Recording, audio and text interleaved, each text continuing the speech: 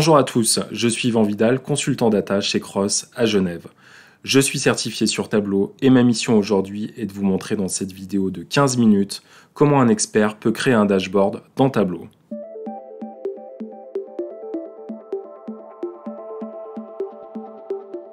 Après avoir créé un modèle et intégré des données dans une vidéo précédente, on va s'attacher à présent à la partie restitution. On retrouve ici nos différents objets de données créés dans le modèle et on va commencer par créer un premier objet de type KPI sur le montant des ventes. Donc je prends mon objet que je glisse dans ma feuille tout simplement. Je vais ici le formater pour l'affichage KPI et je vais renommer ma feuille KPI vente. Je vais tout de suite créer un deuxième objet assez similaire sur le coût.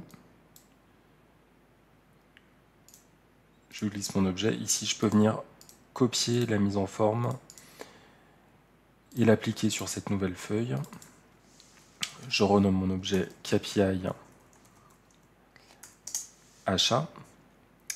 Et je vais créer un dernier objet KPI qui va être un panier moyen sur la moyenne des ventes en fin de compte. Donc ici, je fais un clic droit sur mon objet que je viens glisser dans la feuille. Ça me donne différentes fonctions de projection. Je vais choisir la moyenne.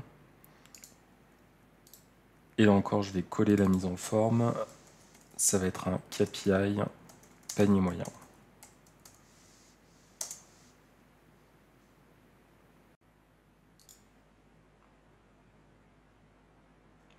À présent, je vais créer un graphique de type carte pour afficher mes ventes par pays.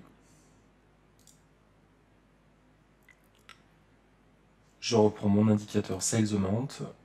Je fais un contrôle-clic sur ma dimension de manière à sélectionner les deux objets et je les glisse dans la feuille. Tableau me propose automatiquement un type de graphique sous forme de carte. Ici, avec la fonction montre-moi, je vais venir choisir une carte par zone plutôt. Les informations sur les montants des ventes apparaissent sous la forme d'infobulles ici. On peut venir modifier le formatage de ces informations. Ici, on voit qu'on récupère dynamiquement le nom des pays et les montants des ventes. On pourrait afficher par exemple en police un petit peu plus importante ces informations dynamiques ici pour les mettre en évidence. Et je renomme ma feuille ici CA par pays. À présent, nous allons construire un graphique sur la performance des employés. Donc on va choisir notre indicateur Sales Amount, contrôle-clic sur la DIM Employee, sur leur last name, on dépose les objets dans la feuille. Tableau nous propose par défaut un rendu tabulaire. On va choisir, grâce à la fonction montre-moi, un autre type de graphique par barre. On va trier les montants de vente par employé. On voit qu'on a un certain nombre de valeurs nulles, ce sont des employés qui n'ont pas de vente. On va pouvoir ici les filtrer. On va exclure également le montant des ventes nulles ici, en faisant un clic sur notre barre et en l'excluant. On va adapter le format de ce graphique à une vue entière.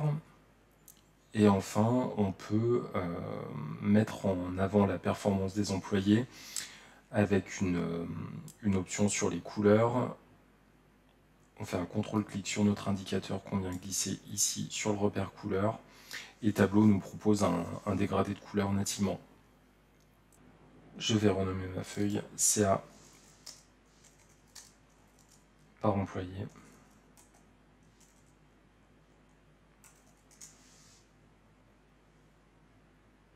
Le nouvel objet graphique va représenter l'évolution des ventes par date avec le coût des produits associés.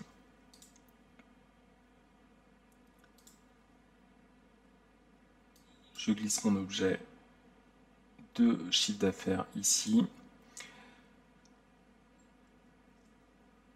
Et je vais utiliser la dimension date directement de la table de fait. Alors on a rajouté une dimension date, mais Tableau, lorsqu'il repère des objets date, propose un certain nombre de formatages sur l'axe temps, par année, par trimestre, etc., qui sont intéressants à utiliser directement sous cette forme. Je vais déposer mon objet date ici sur les colonnes et afficher un graphique en courbe. Et on voit qu'on peut naviguer ici sur l'axe temps pour afficher les années-mois, c'est ce qui nous intéresse. À présent, je vais ajouter mon deuxième indicateur sur le coût des produits ici sur les lignes. Le graphique se scinde en deux, on est sur des échelles assez proches, donc je vais créer un graphique combiné. Ici avec un axe double, en synchronisant les axes.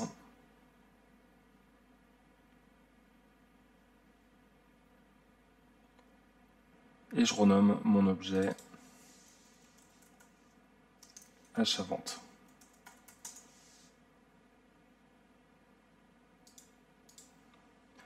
Dans mon nouvel objet graphique, je vais vouloir afficher le top 10 des produits. Je reprends les montants des ventes, le nom des produits ici en contrôle-clic, je le dépose, je sélectionne mon graphique à barre,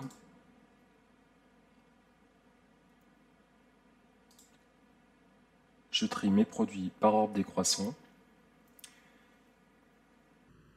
Pour afficher mon classement, je vais utiliser une fonction native dans Tableau qui est le calcul de table. Au préalable, je vais dupliquer mon objet de vente et appliquer un calcul de type classement.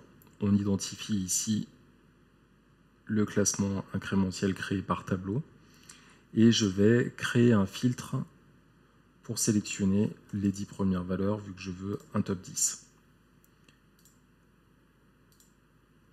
J'affiche en vue entière mon graphique. Pour améliorer encore la visibilité de ce graphique, on pourrait jouer sur les couleurs, sur les montants de vente ici, et sélectionner un dégradé de couleurs différent. Donc déjà, je peux utiliser les couleurs échelonnées puisque je sais que j'ai 10 segments, et utiliser un orange-bleu divergent pour mettre en avant les produits performants de ceux qui le sont moins. Mon objet ici en top 10. Dans le nouveau graphique, l'objectif va être de montrer la performance des produits selon leur catégorie. Sales amount par catégorie de produits.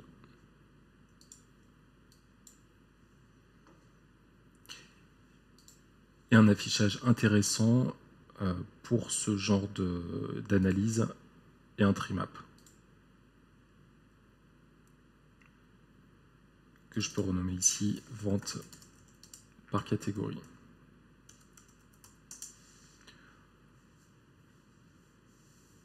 Il serait aussi intéressant de créer sur ce genre de graphique une hiérarchie sur les produits. On pourrait ici utiliser les sous-catégories et créer une hiérarchie en glissant sur le catégorie product name. Je renomme mon objet. Hiérarchie catég produit.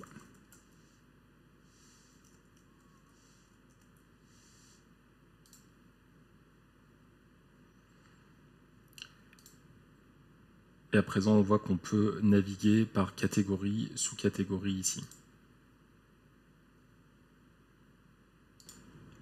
À présent, je souhaiterais afficher l'évolution des ventes sur l'axe temps, sur les 2 dernières années par exemple.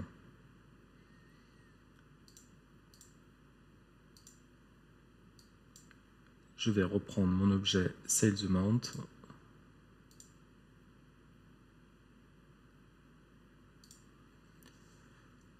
Mon order date. Afficher un graphique de type courbe. Pour représenter l'évolution des ventes, ici je vais devoir changer mon axe temps, qui est un axe temps continu par défaut, et je vais vouloir créer des catégories d'années en fin de compte. À présent, lorsqu'on navigue sur l'axe temps, ici dans les trimestres par exemple, on voit que nous n'avons plus un axe continu, mais bien des catégories qui ont été créées. Et c'est bien la fonction qui va m'intéresser pour la suite.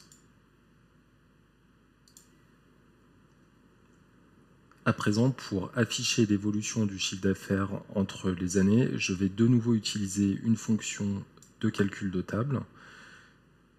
Je duplique mes objets et sur mon objet nouvellement créé, ici, je vais chercher à afficher la croissance d'une année sur l'autre. Ensuite, je vais combiner les deux axes.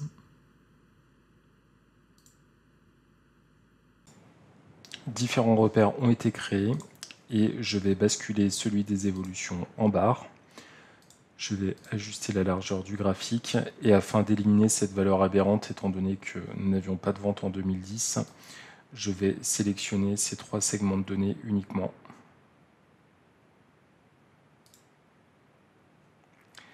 Et filtrer la valeur nulle, l'afficher à la position 0. Ensuite, pour une meilleure lisibilité du graphique, je vais afficher les étiquettes de repères sur la courbe et sur les évolutions en pourcentage.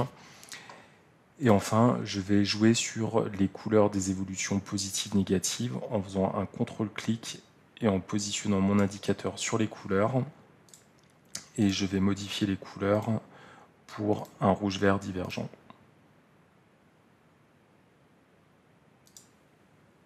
Enfin, je renomme mon objet graphique évolution du CA 2 ans.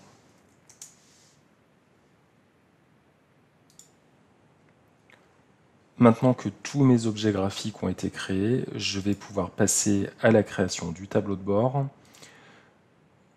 Je vais passer la taille en automatique pour que ce soit responsive design. Et je peux commencer à glisser mes objets dans mon tableau de bord. Pour l'alignement, je vais créer un premier conteneur horizontal dans lequel je vais glisser les KPI en côte à côte.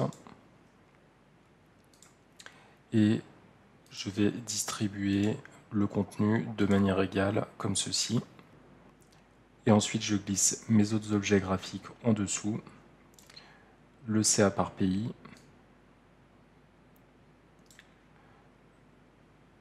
le chiffre d'affaires par employé et les achats-ventes. Je vais les aligner en fonction des objets précédents. Et je poursuis avec les derniers objets graphiques, le top 10, les ventes par catégorie et l'évolution du CA. Je vais ajuster la hauteur des KPI et des derniers graphiques.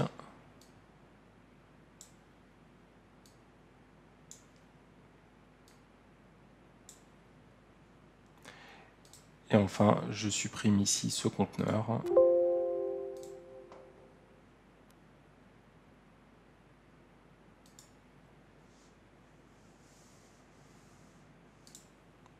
J'effectue un dernier ajustement sur les KPI pour les centrer.